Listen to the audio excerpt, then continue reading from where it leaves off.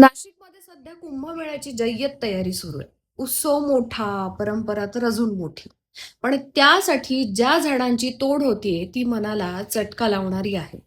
कारण एक मोठं झाड उभं राहायला फक्त वर्ष नाही तर अनेक ऋतू, अनेक पावसाळे, अनेक पिढ्या लागतात.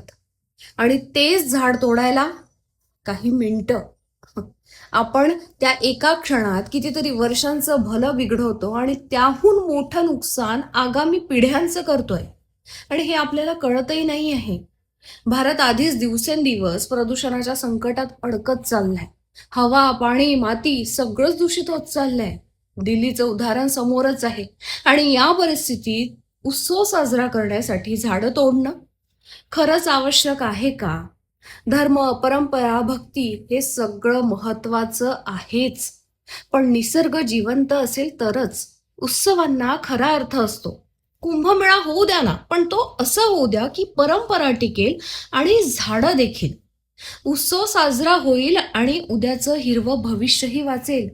कारण शेवटी आपण किती मोठा उत्सव केला यापेक्षा महत्वाचं आहे आपण किती उद्यासाठी हिरवळ वाचून ठेवतोय.